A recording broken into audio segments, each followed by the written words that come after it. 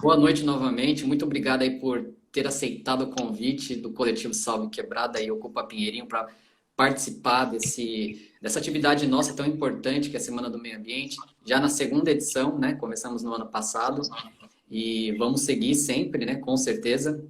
Essa semana aí que é considerada a Semana Mundial do Meio Ambiente, né? Porque do dia 5 de junho é o Dia Mundial do Meio Ambiente e a gente traz questões aí importantes dentro do nosso território também para falar para os nossos seguidores, para a nossa quebrada também, né?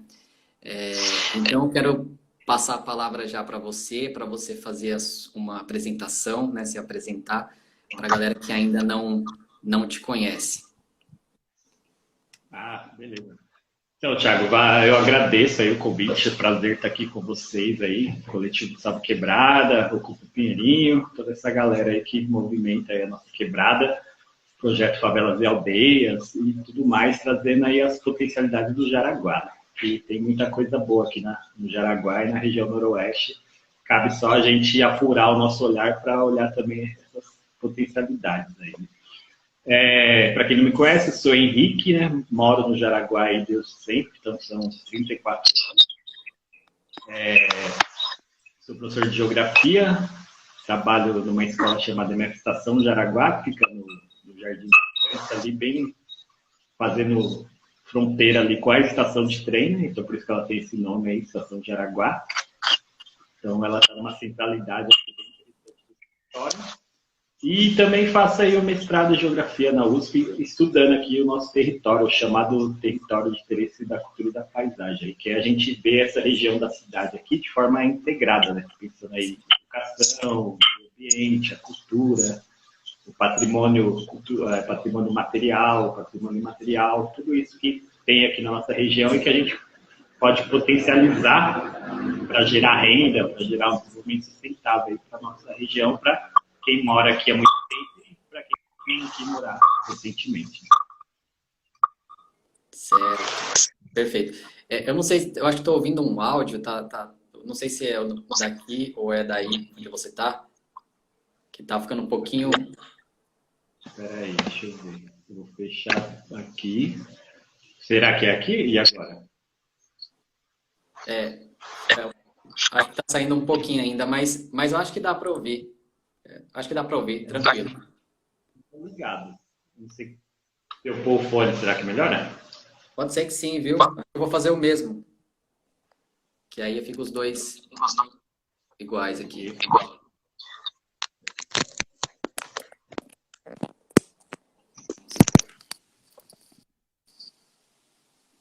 Dá um momento para a galera aí que está vendo a gente.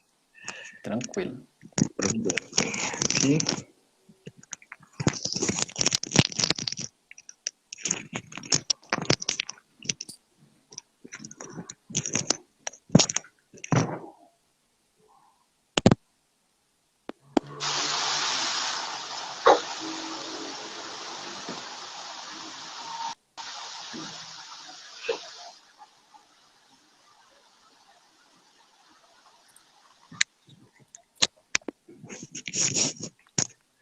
Aí agora sim.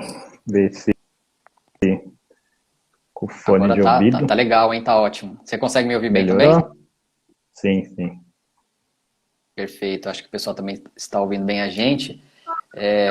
Então, Henrique, eu queria, né, você trouxe alguns pontos bem interessantes aqui para a discussão, né? Nesse contexto aí que eu falei no início da questão de moradia, lazer, meio ambiente, né? Valeu, Ocupa Pinheirinho. Valeu, Eloá. E aí, são temas bem interessantes, que inclusive alguns eu não tinha conhecimento. Não tinha nenhum conhecimento mesmo, né? E eu acho que vai trazer muito conhecimento para a galera, né? Principalmente a galera do nosso território, né? Eu acho que vai acrescentar bastante. Então, se você quiser começar, então, falando nessa sequência, né? Falando do Cantareira, né? Parque Taipas, essa questão do risco geológico, né? Se você trazer um pouco esses pontos para que a gente possa entender um pouquinho mais, e aí na sequência a pedreira em Perus e, por fim, barragem. Ah, tá. Então, a ideia para a gente, vamos ver se a gente consegue percorrer todo esse território aí, né? Eu faço parte do chamado coletivo Geografizando na Rua, porque a nossa ideia é o quê? É ir para a rua para buscar aquilo que o Milton Santos fala, né? Que é fazer falar o território. Então a gente pensa nas potencialidades que tem no território e traz isso à tona, no nosso caso, no coletivo Geografizando na Rua, na escola, né? Com a molecada do 6º ano, do 7º. Então, vamos pensar, quem está vendo a nossa live, vamos tentar fazer essa viagem aqui virtual para o nosso território, né? Começando lá da Cantareira, bem lá no extremão, onde você tem o Rodanel, passando ali, né? O trecho norte com o trecho oeste, se juntando, cortando essa enorme reserva aí da Mata Atlântica, que é a Cantareira, né? E aí você tem, por exemplo, um risco que ocorre ali na questão do Parque Taipas, aquela região que é uma área que você tem um certo risco geológico de questão de deslizamento, questão de, principalmente na época das chuvas, né, janeiro, fevereiro. Então, é um local que, as pessoas que moram ali acabam correndo esse risco. Então, seria interessante um diálogo do poder público com a galera que mora ali, e na constituição de um parque, que isso está previsto, né? Um parque ali naquela região, seria o Parque Taipas, um parque, no caso aí, acho que seria estadual, né? Porque ele vai ultrapassar um pouco também para as outras cidades ali. E seria uma contrapartida interessante aí no caso dessa obra viária, que é o Rodanel, que causa um grande impacto, né? Ela atravessando ali a mata, a Serra da Cantareira, expulsando diversas pessoas dali, causando um super impacto que, no meu caso, no meu entender, deveria ter essa contrapartida da construção de um parque, da construção de melhorias habitacionais para a galera que mora ali e tudo mais. Então, para a gente ir entendendo e encaminhando essa questão dessa chave de moradia e os impactos ambientais e o meio ambiente, como que a gente pode dialogar, né, em relação a isso. Pensando também nessa questão de impacto, a gente tem a pedreira da Riuma ali, né, que a gente vê aquele rasgo, aquele corte ali, né, na Serra da Cantareira, para geração aí de calcário e tudo mais, e você tem barragem ali. É diferente da barragem lá de Mariana e de Brumadinho, que estouraram, mas há um pequeno risco ali também aos rejeitos da mineração, né, que impacta aí o meio ambiente da nossa região. E até na época que teve a questão de Brumadinho, isso ficou mais patente, assim, né? Uhum. E aí você tem estudos que, por exemplo, se essa barragem se rompesse, ela poderia afetar um bairro ali de Perus, descendo até a estação de trem ali, esses rejeitos, né? Então é importante que tenha uma monitoração, né, por parte do poder público, participação popular, para entender isso aí também. É outro impacto de... Então, o que a gente está pensando aqui? É um uso corporativo do território. Você tem o Rodanel impactando, você tem essas barragens, a Riuma também, impactando ali na questão da barragem. Então, é interessante a gente pensar essa questão do meio ambiente, esses impactos desses empreendimentos. Futuramente, a gente vai ter o Nesp também, que é outro grande empreendimento, né, que atinge aqui a nossa região. E aí, é importante que tenha contrapartidas, que a gente vai desenvolver um pouco mais aqui para frente, em relação a outras demandas que a gente tem para pensar o potencial que tem essa região, de você ter lazer periférico, você ter novos parques, etc. Sim, sim. Você trazendo esses pontos já da Cantareira, né, desse risco geológico, a gente já começa só nesse ponto que você levantou, a gente começa também a entender, né, e a destacar também a luta por moradia, né, principalmente dessas famílias, né, que estão bem próximas a esse risco geológico que você diz, que você traz em caso de deslizamentos ali na Cantareira, né? E também essa questão, esse outro ponto que você trouxe sobre os rejeitos, né, que também impacta muito no meio ambiente local, né? Então são alguns pontos que a gente já consegue destacar dentro desse contexto Cantareira, né? Ainda um pouco nas proximidades, queria que você falasse do Parque Pinheirinho d'Água. E você vai falar num contexto também, imagino que vai trazer aí a participação da comunidade na criação do parque. E no Jaraguá também vai ter alguns outros que você vai falar dessa iniciativa da comunidade, né? essa partindo não do poder público para a comunidade, mas sim da comunidade para o poder público. Queria que você falasse um pouquinho também do Parque Pinheirinho d'Água. Ah, sim, sim. Então, aí, pensando aí, geografizando aí nosso território noroeste, a gente vindo aqui, né, para a região aí do Parque Pinheirinho d'Água, né? O Parque Pinheirinho d'Água, ele tem uma história de constituição que é bem interessante, né? No entorno, se você olhar ali o Parque Pinheirinho d'Água, você tem diversos prédios, seja Coab, seja prédios que foram feitos de mutirão, você tem ali uma parte já que é mais de moradia do mercado mesmo, né?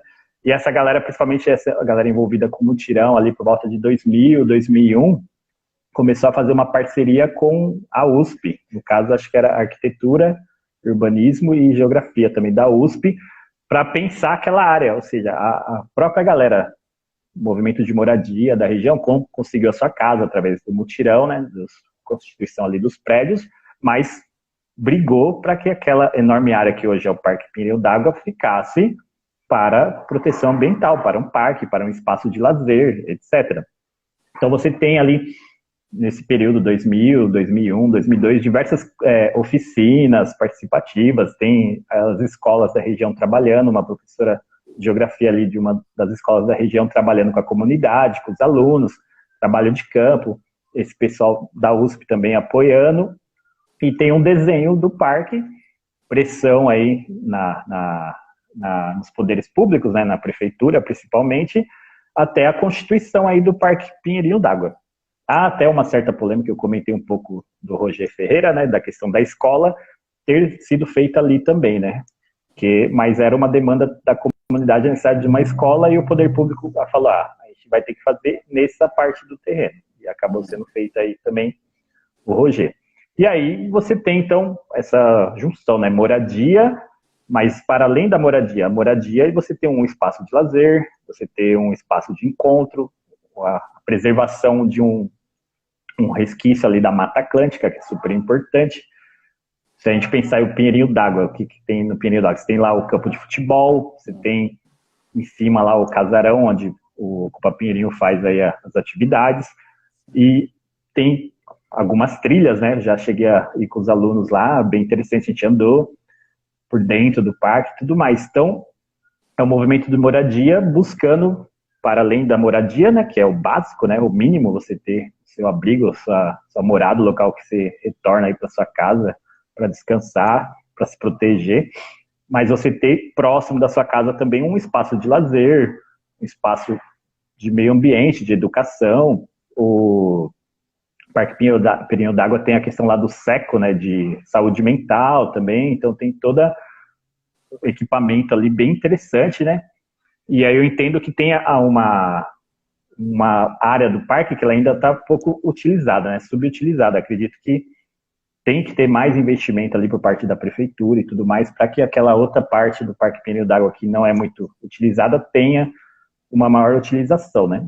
E cabe aí, no meu entender também, eu vi que vocês entrevistaram aí o Adriano Sampaio na questão das águas, né, você ter uma reconstituição do córrego ali, para você ter aquele córrego mais limpo, né, seria bem interessante também dentro do Parque Pinheirinho d'Água. E aí, só para aproveitar esse embalo, desculpa te cortar, mas eu vou falar de dois parques pequenininhos que são parecidos com o Pinheirinho d'Água, e que são bem pequenos, assim, e que ficam no Jaraguá também. Um deles é o Senhor dos Vales, Senhor do Vale, aliás, né, o nome do parque, que era uma praça, e fica próximo da Friedrich von Voigt. E a galera, o pessoal que mora perto, né, começou a cobrar a prefeitura, não, isso aqui precisa ser melhor adequado, então aí acabou virando um parque, então a prefeitura gradeou, fez ali todas as demandas, né, que você precisa ter num parque, então tem uma quadra, tem uma pista de caminhada, tem aqueles equipamentos de exercício físico, é um espaço bem interessante e que foi demandado pela comunidade, né. Então, um parque pequenininho, recomendo aí pra galera, Senhor do Vale, tem uma pista de caminhada bem interessante lá, e esse nome foi escolhido pela comunidade, em homenagem aí ao Jaraguá, um dos significados, né, do nome de Jaraguá, Senhor do Vale. Legal, na língua tupi, né? Isso. Não, é legal que você já emendou essa situação, essa iniciativa parecida, né, tanto do Parque Pinheirinho d'Água, quanto desses parques que também foram criados por iniciativas também da própria comunidade, né, que sentiram demanda de manter, né, de revitalizar o espaço, de manter, de criar um parque e não trazer para o local mais construções, né, Sim. relacionadas à moradia. A gente sabe que existem potenciais construtivos para outras regiões também, mas trazer isso para uma região onde já é uma região que falta muita coisa, fica mais complexo, né? Eu queria te fazer uma pergunta dentro desse contexto também que você já está trazendo, né, da iniciativa da comunidade. Queria que você falasse um pouco sobre a gestão participativa também, uma gestão colaborativa também, não somente que ficar relacionar, não somente ficar nas mãos do poder público, mas também ter uma gestão da comunidade desses espaços de parques, né, esses espaços ambientais dentro da periferia. Ah, sim, isso é super importante, né? Que é a questão dos conselhos, né? Dentro dos parques, né? Acredito que isso aí sempre tem que primeiro ser bem divulgado, que eu acho que é pouco divulgado, né? Quando que tem eleição, qual que é a paridade ali, quantas pessoas podem se candidatar, quem pode se candidatar. Então, acredito que isso é importante que tenha uma maior divulgação, principalmente para esses parques maiores. Vamos pensar aí o Parque Estadual do Jaraguá, o Parque Anhanguera, e você ter, para quê? Para que você tenha, a partir da visão da comunidade, a questão de uma programação de educação ambiental, uma programação de lazer e tudo mais. Isso que você falou, Jaraguá, a gente está tendo aí um crescimento populacional, né, grande, por conta que agora o mercado imobiliário está de olho nessa região, tem toda uma reestruturação aí, construção de vários prédios e tudo mais. E aí, consequentemente, você vai ter uma demanda maior por espaços de lazer, por espaços de cultura, etc. Então é importante ampliar a participação e criar uma programação que parta da visão da comunidade, né? Não só vindo de fora e tudo mais. Então, a questão da participação popular é super importante, né? Só para exemplificar um outro exemplo de um parque bem pequenininho que também veio da comunidade e hoje a comunidade cuida lá, que é o Alcides Mota, que fica no Jaraguá aqui, também no Ipanema, próximo do Ipanema, né, Jardim Ipanema, para quem é da região, e ele era um buraco, um grande buraco, a comunidade era conhecido como Buracão. A comunidade foi, terraplanou por conta própria, e depois começou a cobrar a prefeitura para a prefeitura fazer a infraestrutura. Hoje também tem lá uma pista de caminhada, se tem uma quadra e tudo mais. É um parque bem pequeno, mas a galera vai de manhã lá fazer um exercício físico e tudo mais. Então é isso aí que você colocou, né? A importância da participação da comunidade e da gestão dos espaços. Se a gente pensar o Parque Estadual do Jaraguá, né, que é referência aí pra gente, a questão do lazer periférico, super importante, frequento o Jaraguá desde quando era moleque, e você tem ali a questão do lazer, né, do meio ambiente, e você tem a questão indígena no entorno também, que aí no caso, principalmente do Parque Estadual do Jaraguá, é super importante que os indígenas sejam ouvidos, né, as demandas ali da população indígena sejam ouvidas nessa constituição aí da programação desse parque, seja uma programação cultural, seja uma programação de educação ambiental e tudo mais. E aí acho que é super importante a gente pensar nessa perspectiva de uso do espaço, né? Eu não penso numa perspectiva de uma preservação fechada, assim, né? Não pode ter churrasco aqui no parque, não pode ter festa, não pode ter nada. Não, acho que tem que ter um uso e através do uso, desse potencial do uso, você aproveitar para trazer educação ambiental, a questão da preservação, de você entender, né, que aqui é uma área de proteção da Mata Atlântica, é um restinho que resta aí da Mata Atlântica, desde quando os portugueses invadiram aqui, resta 7%, e a gente tem o privilégio de ter boa parte desse 7% aqui no nosso território, né. Então, através do uso, você trazer as questões de conservação, de proteção do meio ambiente e tudo mais. Eu vejo nessa perspectiva, né. Legal. Tem a questão da privatização também, né, que foi muito falado, e ela impacta justamente nessa questão que você trouxe, de, por exemplo, de impedir tais situações, né, do cotidiano dos moradores da periferia, de utilizar no parque, né, como, por exemplo, fazer o churrasco, né, e tantas outras, né. Então, a privatização, por exemplo, ela dizem que não, né? Eles sempre dizem que não, mas ela barra muito isso, né? Assim, a gente tem que entender que quando privatiza a gente está pagando duas vezes, porque a gente já paga o imposto indiretamente, principalmente nós da periferia, que é o imposto sobre o consumo. Então, quando você vai no mercado lá, pega a notinha do mercado e olha que agora é lei, então tá lá, imposto estadual, tanto por cento, imposto federal, tanto por cento. A notinha do supermercado vai mostrar quanto você pagou de imposto. Cabe esse imposto voltar. Então, a questão da privatização, ela cria uma seleção, né? Então, se você não tiver ali os 50 ou 100 reais para reservar a churrasqueira no parque estadual, você não vai poder fazer a sua festa e tudo mais. E sendo que o consumo que você teve no supermercado já traz a questão do imposto e você já está pagando a manutenção daquele parque e tudo mais.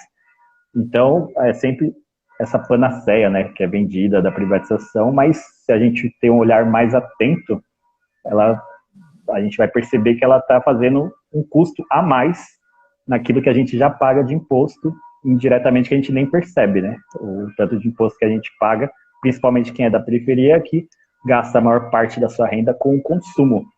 E no Brasil, essa é a injustiça que tem, né? Renda e patrimônio é muito pouco tributado. Então, os bilionários que ganham muito dinheiro, eles pagam proporcionalmente muito pouco imposto. E nós, da periferia, gastamos com consumo de comida, né? Comida, aluguel, transporte, pagamos muito mais impostos. Então, cabe que o serviço venha para a gente. Então, essa questão da privatização é um engodo que nos vende, porque eles precarizam, né? Podia ter 5 funcionários lá no parque, tem 1, para ter que fazer o serviço de 5. Então, óbvio que o serviço não vai ser muito bem desenvolvido, né? Então, há uma precarização para depois vender esse peixe de que com a iniciativa privada é melhor. Aí eu deixo só a questão, Brumadinho, será que é tão bom assim a iniciativa privada? Acabou com o Rio Doce. Matou um rio, né? Matou um rio. Impactou toda a comunidade. Então, é sempre importante ter esse controle porque a iniciativa privada, ela busca o lucro, então acaba às vezes gerando a tal da externalidade negativa, né? E isso sobra para a comunidade. Então é super bom a gente sempre ter o poder público forte para ter um certo controle nessa tipo de atividade econômica, ainda mais quando é uma atividade econômica que pode gerar algum impacto. Sim, e é tão importante você trazer tudo isso, esses apontamentos, porque isso nos blinda de argumentos, né? De argumentos para que a gente possa argumentar e compartilhar também dessa mesma informação para os nossos, né? Para a nossa comunidade, para onde a gente mora. Para que todos fiquem cientes dos impactos que determinadas situações, iniciativas do poder público pode causar nas nossas vidas, né? No nosso cotidiano, né? E para manter um pouco nesse contexto de iniciativas de parques, né? A gente falou aí de alguns que tiveram iniciativas e que deram super certo, né? Em Taipas de Jaraguá. E vamos falar de alguns que estão começando a ter algumas novas iniciativas. Queria que a gente falasse um pouquinho do Centro Ecológico Iarutã, que foi um movimento que aconteceu no início do ano passado, né, por meio de uma ocupação dos Guarani num terreno próximo de uma das aldeias, né, próximo do território Guarani, aqui no Jaraguá, que em situação de uma ideia de construção, né, da construtora Tenda, de derrubar, né, um espaço ali com árvores nativas para a construção ali de um empreendimento, né, de moradia, né. Você acompanhou também isso, né, você esteve lá e tudo mais. Queria que você trazesse um pouquinho dessa vivência também em alguns desses momentos, né, e falasse um pouquinho também desse impacto, né, desse impacto que poderia trazer, né, que pode trazer, porque ainda está sendo discutido isso ainda no Ministério Público e tudo mais, a construção de um empreendimento como o da Tenda, que ela pretende trazer para o Jaraguá, para aquele espaço ali. Sim. Então, vamos pensar um pouco numa perspectiva, assim, de uso do território, né? Então, a gente pode ter o uso corporativo do território e a gente tem o território como abrigo, né? que isso é o professor Milton Santos, aí um geógrafo bem importante que coloca, né? Então, o uso corporativo, a gente comentou aqui o Rodanel, a gente comentou a questão aí da barragem, né, da questão da mineração, né, e a gente tem essa questão da produção de moradia por parte do mercado imobiliário, né? Ok, faz parte da construção da cidade e tudo mais, ter no sistema que a gente vive esse tipo de ação do mercado imobiliário, né? A questão específica aí é que ela afeta diversas questões, né? Primeiro, você já colocou, não respeita uma comunidade originária que está ali no seu território, que vai ter um impacto próximo do seu território, inclusive a questão do preconceito mesmo, pessoas escrevendo que não, tem que construir mesmo aí, que não existe índio e tudo mais. Isso ficou claro, né, naquele processo lá, e isso foi feito, pessoas escrevendo assim no Facebook, né? E aí a gente tem que pensar, então, vamos pensar enquanto cidadão da periferia, né? O que é mais interessante naquele espaço específico ali onde os guaranis estão demandando o centro ecológico, né? Você ter mais um espaço de lazer, espaço de educação ambiental por parte de quem melhor protege o meio ambiente, que são os povos originários, ou você ter a construção de 11 torres, né, que é um projeto bem grande, ali 11 torres, gerando um impacto ambiental fenomenal, né? Você vai ter, com certeza, a questão de enchente, porque você vai estar impermeabilizando o solo, né? Questão do trânsito naquela região, impactando a comunidade guarani. É só ver como que é a situação. A ideia ali, aquela rua que passa ali, né? Em frente à aldeia, o certo, há um projeto que ela deveria ser fechada, né? Para proteção da aldeia. E aí o trânsito ser desviado por outro lugar. E aí fica a questão seguinte, também de o impacto naquilo que a gente chama de zona de amortecimento do parque, né? Que é o Parque Estadual do Jaraguá. Então você tem várias questões que colocam em xeque esse empreendimento da tenda, apesar daquela região que a tenda está reivindicando, né, ser demarcada como ZEIS, que fala, né, que ZEIS é Zona Especial de Interesse Social, então é onde você pode construir moradia. Mas aí a gente não pode ter essa oposição à moradia e meio ambiente. A gente acabou de trazer, por exemplo, o exemplo aí do Parque Pneu d'Água, né, é uma demanda de movimento de moradia, o Parque Pneu d'Água. Agora ali, a produção da tenda é para o mercado, ela fala que é para baixa renda, mas a pessoa vai ter que ter no mínimo 3 salários mínimos de renda, construção familiar, para ter acesso a esse financiamento, que inclusive está em xeque agora, né? O movimento, Minha Casa Minha Vida, que agora se chama Casa Verde e Amarela, né? Que é financiamento. O atual governo federal, ele cortou essa faixa de renda aí, 0 a 3. Então você tem a questão do acesso ao financiamento muito precário, né? E aí, por fim, há vários instrumentos urbanísticos que a prefeitura pode usar, que está na lei, para beneficiar, para negociar com a tenda, para que ela construa em outro lugar. Então, por exemplo, tem um tal do potencial, transferência de potencial construtivo. Isso. Que é o quê? A tenda tem outro terreno, a prefeitura pode falar, nesse outro terreno você vai poder construir 3 vezes mais. Mas aqui vai ser o centro ecológico. Pronto, está resolvida aí a questão. Você não vai gerar um problema social, que é o puta do impacto que esses empreendimentos gerariam ali na região, e a questão imobiliária, a questão corporativa da tenda está resolvida aí com um potencial construtivo maior em outro lugar, onde ela vai poder obter seu lucro aí em relação aos seus financiadores, né? E aí você respeita, e isso é interessante, né? Porque eu estava discutindo, vendo as audiências, né, do plano aí de metas da prefeitura, e a prefeitura deseja ter que a cidade de São Paulo tenha diversas ações globais, né, de visão global. A gente sabe muito bem que desrespeitar os guaranis, isso reverberou no mundo. Saiu em diversos jornais, né? Então, a prefeitura poderia muito bem agora, respeitando aí os guaranis, modificar ali a marcação daquela área e constituir o centro ecológico. Ganharia os guaranis e ganharia nós, né, cidadãos da periferia, com mais uma área verde aí. E também um potencial de educação ambiental enorme com os guaranis, né, ali. As escolas da região, eu, quanto professor, teria o enorme prazer de visitar o centro ecológico, levando os alunos lá para ter uma roda de conversa, um diálogo com os guaranis. como a gente fez um dia lá na escola, vendo o Mel do passado, né, o seu documentário. Legal, bacana. Foi uma honra. Eu ia até fazer essa pergunta no início, essa questão, queria que você trouxesse também esse ponto dessa metodologia diferente de aula, né?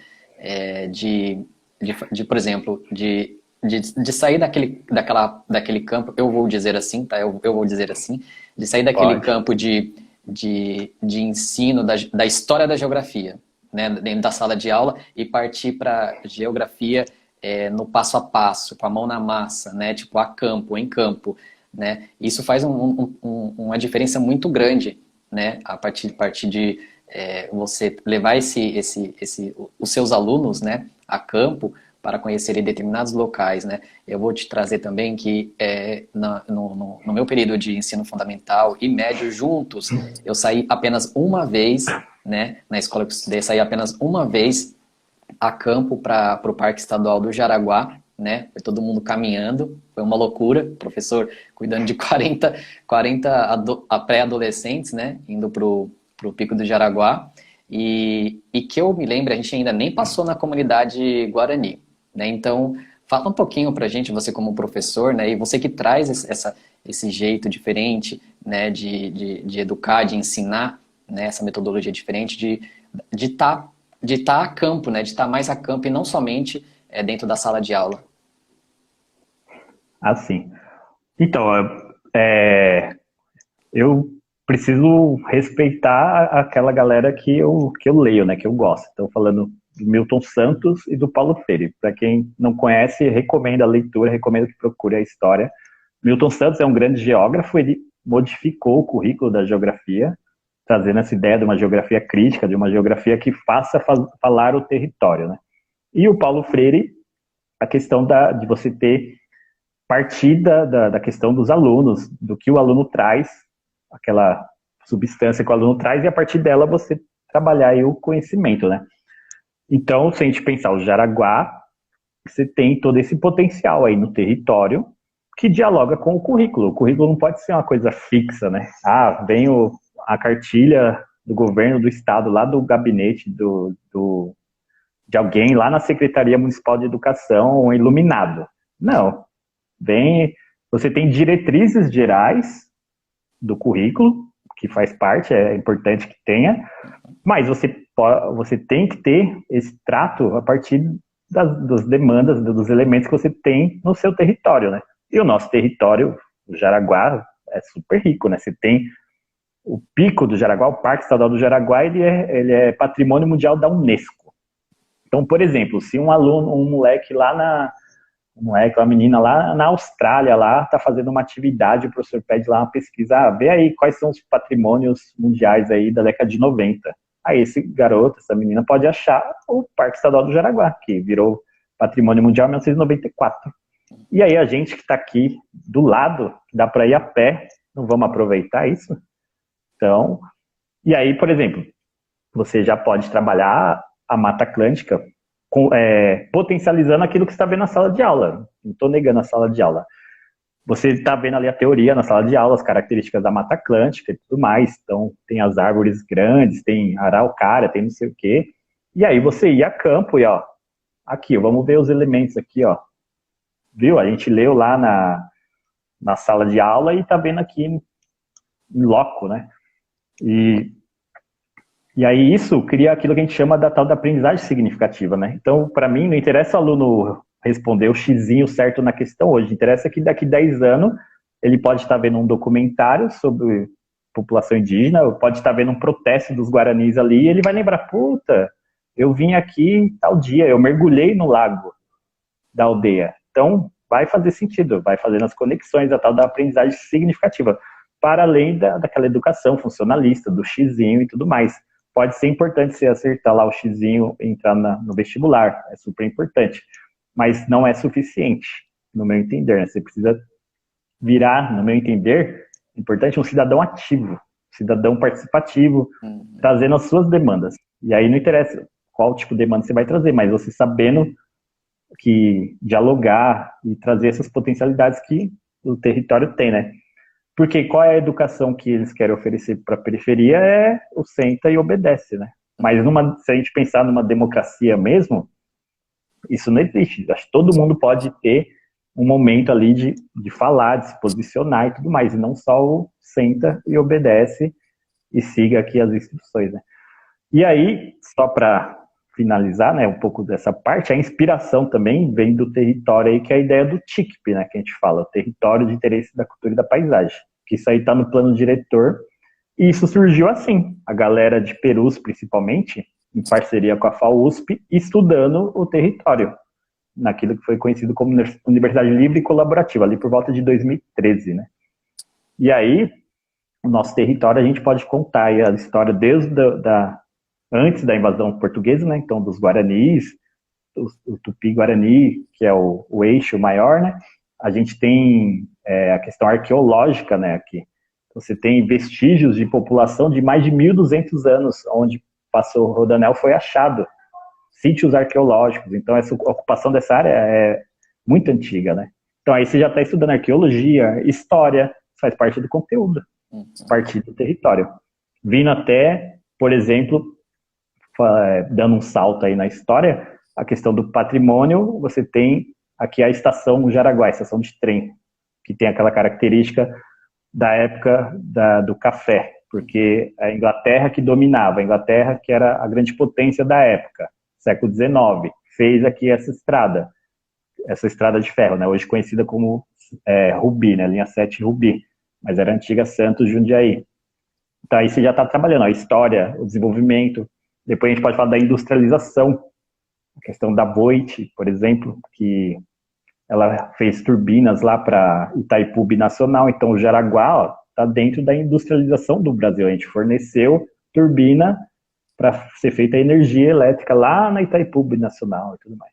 Então a gente sempre pensando o uso do nosso território, fazendo essas várias conexões.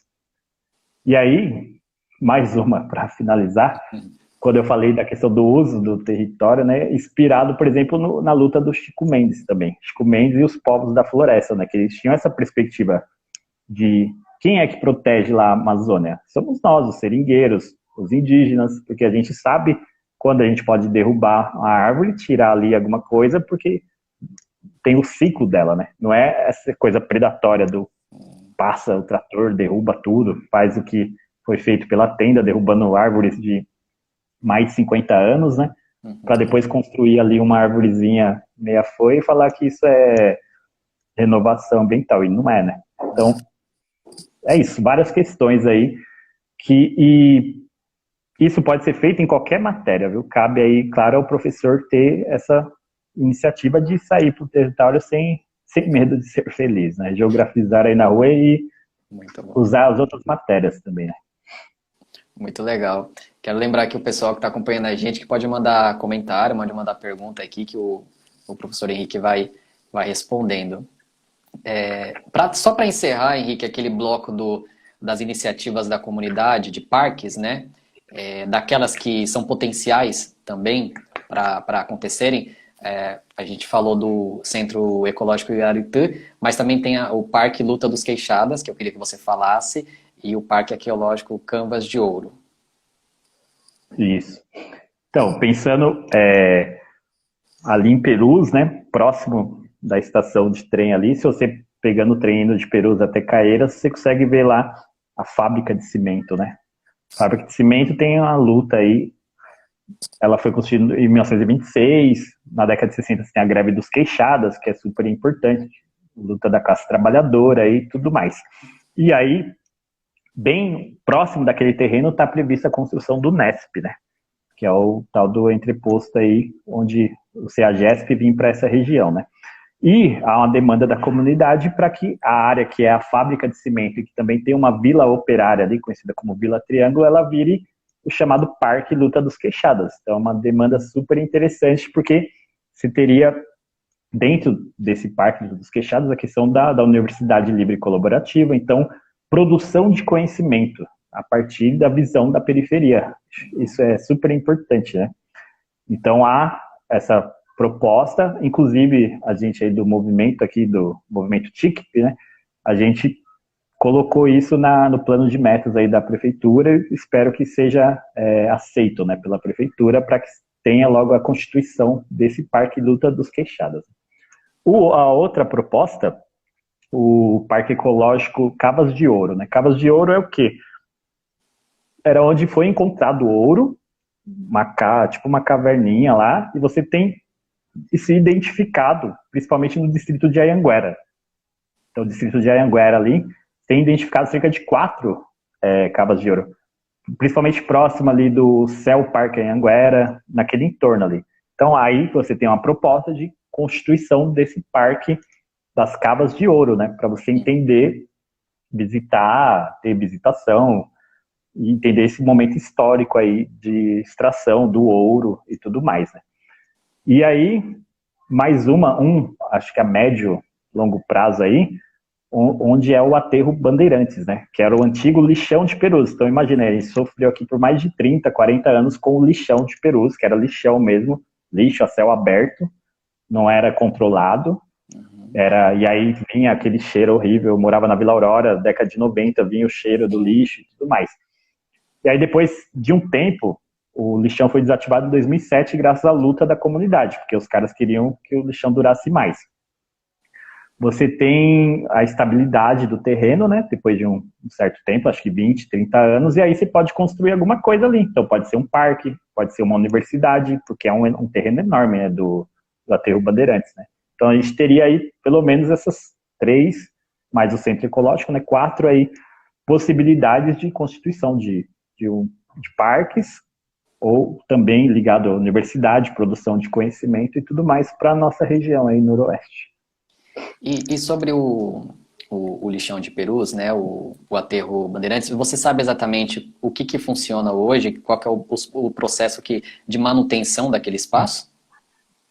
Então, pelo que eu sei hoje, você tem a extração de energia, né, que dá para você extrair a energia ali do chorume, né, de toda aquela questão, e chegou a ter a época dos chamados créditos de carbono, né, que fala, que é o que como aqui a gente está extraindo energia, está tirando carbono da atmosfera, então poderia vender, que aí gente do país rico compra para eles poderem poluir lá. Então tem toda essa jogada do mercado financeiro que é chamado crédito de carbono. Isso é feito, e aí foram feitas algumas reformas, inclusive acho que o Parque Senhor dos Vales foi feito com recurso aí do crédito de carbono, né? E aí, eu sei que tem uma constituição de uma... esqueci o nome agora, como é que fala? Uma associação. O pessoal, a Suerda e outro pessoal está constituindo uma associação para tentar ali uma questão de reciclagem também e tudo mais. Eu tentei fazer uma visita lá com os alunos, mas aí eles me mandaram para o aterro de Caeiras. Acabei levando os alunos no aterro de Caeiras, não pude fazer a visita aqui, né? Mas seria interessante para entender um pouco esses processos, né? Como que é esse processo de extração de energia a partir daquilo do lixo que está aterrado ali, né? Sim, que vai se decompondo e aí eles vão extraindo ali o metano, o dióxido para para gerar essa energia. Legal. Sim, sim. Vamos falar então de um parque municipal, né, o Parque Anhanguera, né? Queria que você contasse um pouquinho desse potencial. Eu não tinha conhecido, eu conheci no ano passado, fiz uma visita lá, gostei bastante do parque, achei ele grande, achei ele os espaços bem aproveitados, né? E perto dele, não é dentro, né? Mas é perto dele ali mesmo na estrada de Perus, também tem uma unidade de tratamento de animais silvestres, né? Que é super importante, que recebe animais ali em estados ali críticos, né? E eles cuidam, né? Para depois devolver à natureza, né? Então isso também está super ligado à questão ambiental, né? Porque os animais compõem o meio ambiente também. Então eu queria que você falasse um pouquinho desse potencial que é o Parque Anhanguera. Sim, super importante. Se a gente pensar, o maior parque municipal da cidade de São Paulo é o Parque Anhanguera. Então está aqui do nosso lado, o nosso território, né? Então, primeiro, acho que seria importante ter a questão do acesso, né? A melhoria de acesso ao Parque Anhanguera é uma demanda que a gente levou também no plano de metas, porque, por exemplo, como que você consegue ir a pé dali, por exemplo, do centro de Perus até o parque? Você não tem calçamento, né? Não tem segurança. É inviável, porque você está colocando a sua segurança em risco, né? Então, essa questão do acesso, mesmo a pé, acho que seria importante ter calçamento, a adequação ali e tudo mais. E aí, você tem essa área que é a área de lazer, a área de caminhada também, que é super importante, o tal do lazer periférico que eu comentei aqui. Você tem a questão de um corredor, né, um corredor ecológico, pegando o Parque Estadual do Jaraguá, esse parque, Anhanguera, a Serra da Cantareira, então tem uma conectividade para os animais, no caso, como não tem ligação terrestre, acaba sendo só os animais que voam, né? Mas você poderia ter a construção de ligações terrestres, por túneis, etc. Seria importante para criar esse corredor ecológico e a fauna dessa região poder circular, né, livremente. E por fim, isso que você colocou dos animais silvestres, né? Então, por exemplo, um animal é atropelado na rodovia Anhanguera ou na rodovia Bandeirantes, mas ele não morre. Então, tem ali o resgate, né, da questão da proteção ambiental, e ele é levado para essa área aí de cuidado de animais silvestres, né? Então, é super importante, é um serviço ambiental. Desejo levar os estudantes lá quando isso for possível, né? No retorno aí da pandemia. Então, olha o potencial que tem esse lugar de educação ambiental, animal silvestre, machucado ali, a recuperação, né, desse animal, para depois devolver ele para a natureza, né? Então, tem dois potenciais muito importantes aí no Parque Anhanguera, né? Esse do lazer, questão de caminhada, de aproveitar o final de semana com a sua família, tirar um descanso e tudo mais. E esse da educação ambiental, entendendo aí como que funcionam os animais silvestres, quais são as características, essa questão de como recuperar, a questão de maus tratos, até tráfico de animais, aprendeu ali, o animal teve algum maltrato, né? Leva ele lá para esse lugar, falando aqui de animais silvestres, né? Da Mata Atlântica ou de outros lugares. Então, você tem um duplo potencial que, no meu entender, é subutilizado ainda porque não há um estímulo, né? Aqui a gente frequente, por exemplo, eu fico pensando na logística, não tem, infelizmente, assim, um estímulo de, não, vamos ter um ônibus aqui disponibilizado para as escolas da região e visitar esse lugar aí de tratamento dos animais silvestres. Isso eu não vi em lugar nenhum. Então, se eu pretendo fazer isso, né, levar os alunos lá algum dia, eu vou ter que correr atrás dessa logística, tentar um transporte, ver se consegue ir de transporte público e por aí vai. Porque, infelizmente, não há muito esse interesse, né, de ter a educação ambiental e tudo mais. Muito bem, muito bem. Olha, eu acho que você falou tudo, hein? Falou tudo dentro desse tempo aí de 1 hora. Ficou faltando alguma coisa? Você quer acrescentar? Na verdade, tem muita coisa, né? Mas é que o tempo... Sempre tem, né? A gente fez um passeio aí pelo território para a gente entender um pouco esse potencial, olhando nessa perspectiva, né? De uso do território, mas o uso sustentável, o uso que gere renda para a nossa região, né? E que a gente tenha também o nosso espaço de lazer e aproveite, né? Então a gente tem muita coisa boa, muita coisa importante no nosso território, as aldeias guaranis. Tive a oportunidade de levar os alunos lá na Itacupé, eles deram um mergulho no lago da Itacupé, e é sensacional, né? Isso vai gerando o tal do aprendizado que a gente deseja, né? E acho que é isso, cabe a gente sempre ficar atento, né? Por exemplo, vai vir o Nesp, a gente pode tentar, participando das audiências públicas, trazer o recurso que esse Nesp, pelo impacto que ele gera, para que o recurso do impacto, né, dos danos que ele pode gerar, seja investido aí nessas demandas que a gente tem, né, nesses parques e tudo mais. Já pensou uma universidade ali em Perus, uma universidade ali onde é o Aterro Bandeirantes, pertinho de casa, do lado da nossa casa, a gente pode ir até a pé. É sensacional, né? Que a gente está discutindo aqui é uma outra dinâmica de cidade, né? Outra visão de cidade. Não a gente tem que ficar 2, 3 horas no transporte público para ir atrás de emprego ou ir atrás de educação, sendo que isso é possível, é viável que seja feito aqui também na nossa região. Perfeitamente. A gente geografizou o nosso território na perspectiva ambiental online hoje, hein? Foi muito bom. Tem um comentário aqui do Guetos 1, né? SP, ele diz assim que nosso território noroeste é muito rico, né? E é isso, né? É riquíssimo, né?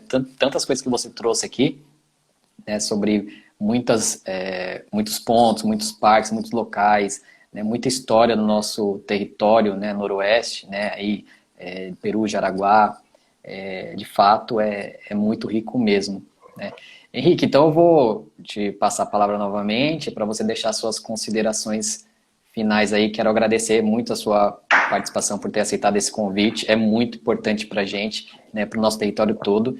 E você trouxe muita coisa bacana. Tenho certeza. Vai ficar disponível essa live no IGTV, né? A gente coloca também no YouTube, porque é um conhecimento que precisa chegar a todos aqui, principalmente no nosso território, a todos, assim, né? É um trabalho muito importante mesmo, que você faz também. E é isso, eu passo a palavra para você deixar suas considerações finais. Eu agradeço, aí fico feliz pelo convite, participar da Semana do Meio Ambiente aí, muito bom.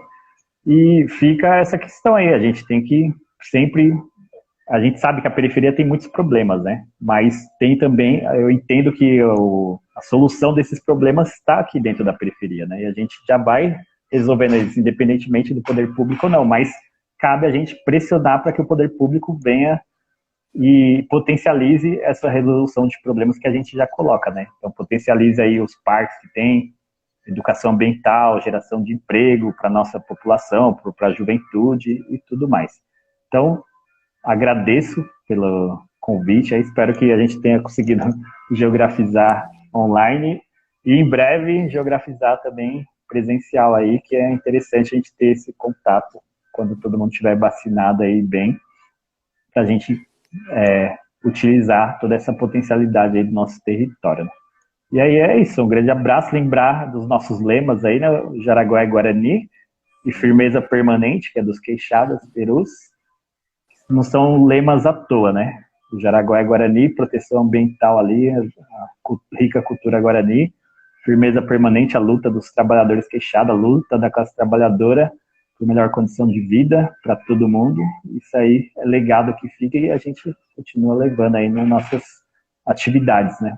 Acho que é isso. Muito obrigado aí pelo convite e tamo junto aí. Maravilha. E não esquecer também o Fora Bolsonaro e o Fora Ricardo Salles também, principalmente. Chico Mendes, fora Ricardo Salles. É isso aí. E é isso aí, Henrique. Muito obrigado. Eu quero agradecer também a todos que estiveram com a gente, né? Hoje o Henrique trouxe aqui muito conteúdo bacana pra gente. Amanhã tem mais. Amanhã segue a nossa programação. A gente vai falar com a Anitta Lino, que é compositora, né? E ela vai falar do videoclipe Pequeno Sol, né? Que é uma música que foi feita, né? Foi feita por ela, né? E interpretada também por ela, que fala um pouquinho também desse momento da ocupação Guarani, né? Na Garitã. Amanhã às 19 horas, no Cine Taipas, tá? Outro perfil, parceiro aí nosso. É isso aí. Muito obrigado, Henrique. Obrigado a todos e até amanhã. Valeu.